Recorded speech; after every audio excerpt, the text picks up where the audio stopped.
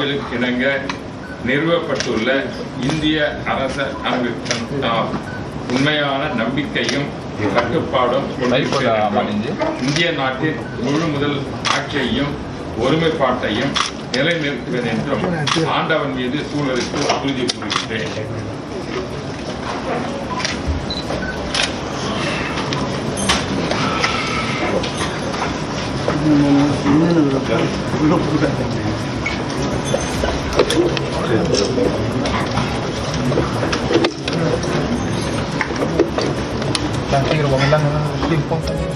அவினேஷ், தற்போது அதிமுக தரப்பிலிருந்து தம்பிதுரை அவர்கள் மனு தாக்கல் செய்திருக்கிறார். தொடர்ந்து பாமகவின் அன்புமணி எப்போது மனு தாக்கல் செய்வார் என சொல்லப்பட்டிருக்கு.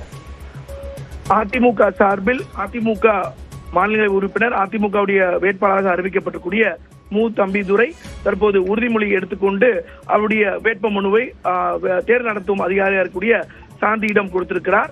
குறிப்பாக இந்த நிகழ்வில் அதிமுக பொதுச்செயலாளர் எடப்பாடி பழனிசாமி, அதே போல அதிமுகவுடைய சட்டமன்ற உறுப்பினர்கள் முன்னாள் அமைச்சர்களாக இருக்கக்கூடிய திண்டுக்கல் சீனிவாசன், அதே போல SP வேலுமணி உள்ளிட்டோர் இந்த நிகழ்வில் உடன் இருக்காங்க. இந்த நிகழ்வுக்கு பிறகு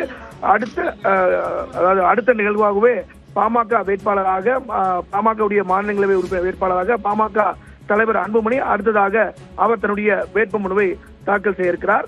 அதற்கு பிறகு சுமார் 12:30 மணி அளவில் திமுக வேட்பாளர்கள் மற்றும் திமுகவுடைய கூட்டணி கட்சி வேட்பாளர்கள் முதலமைச்சர் மு க ஸ்டாலின் முன்னிலையில தங்களுடைய மனுக்களை தாக்கல் செய்ய இருக்கிறாங்க. தம்பிதுரையை பொறுத்தவரை கடந்த 2020ஆம் ஆண்டு மாநிலங்களவை உறுப்பினராக அவர் பொறுப்பேற்றார். அவர் ஒரு சீனியர் பார்லிமெண்டேரியன். ஏற்கனவே அவர் மக்களவையிலும் அதிமுக சார்பில் போட்டியிட்டு வெற்றி பெற்று அவர் மக்களவையிலும் உறுப்பினராக இருந்திருக்கிறார்.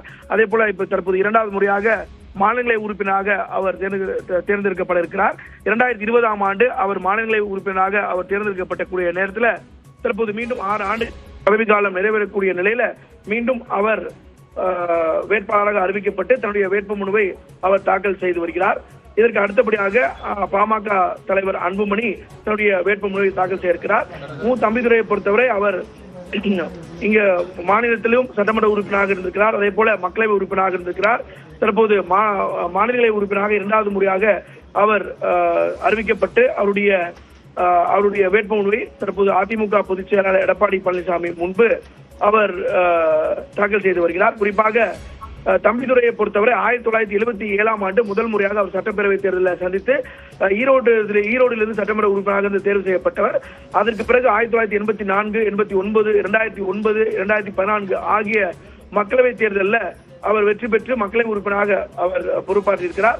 இந்த நேரத்தில் தான் 2020ஆம் ஆண்டு முதல் முறையாக மாநிலங்களவை உறுப்பினராக அவர் அதிமுக சார்பில் தேர்வு செய்யப்பட்டார். தற்போது 2வது முறையாக மாநில உறுப்பினராக தம்பிதுரை தேர்வு செய்யப்பட இருக்கிறார். அவர் தன்னுடைய வேட்புமனுவை தற்போது அதிமுக பொதுச்செயலாளர் எடப்பாடி பழனிசாமி முன்னிலையில தேர்தல் நடத்தும் அதிகாரியாக இருக்கக்கூடிய சாந்தியிடம் தன்னுடைய வேட்புமனுவை தாக்கல் செய்கிறார். இந்த நிகழ்வுல அதிமுகவுடைய சட்டமன்ற உறுப்பினர்கள் முன்னாள் அமைச்சராக இருக்கக்கூடிய KP அன்பழகன், SP வேலுமணி, திண்டுக்கல் சீனிவாசன் ஆகியோர் முன்னிலையில மாநிலங்களவை உறுப்பினர் தேர்தலுக்கான வேட்புமனுவை அதிமுக வேட்பாளர் தம்பிதுரை தாக்கல் செய்யக்கூடிய அந்த காட்சிகளை பார்த்து வருகிறோம். அடுத்ததாக பாமக வேட்பாளராக அறிவிக்கப்பட்டிருக்கூடிய பாமகவுடைய தலைவர் அன்புமணி தன்னுடைய வேட்புமனுவை தாக்கல் செய்கிறார். அவர் மீண்டும் 2வது முறையாக அதிமுக சட்டமன்ற உறுப்பினர்களுடைய ஆதரவோடு அவர் மாநிலங்களவைக்கு அவர் தேர்ந்தெடுக்கப்படுகிறார். ஏற்கனவே அதிமுகவுடைய சட்டமன்ற உறுப்பினர் ஆதரவோடு அவர் கடந்த 2019ஆம் ஆண்டு அவர் அதிமுக சட்டமன்ற உறுப்பினர் ஆதரவோடு அவர் வேட்பாளராக தேர்வு செய்யப்பட்டார் என்பது குறிப்பிடத்தக்கது. இந்த நிலையில் மீண்டும் அவர் அதிமுக ஆதரவோடு தன்னுடைய வேட்புமனுவை தாக்கல் செய்ய இருக்கிறார்.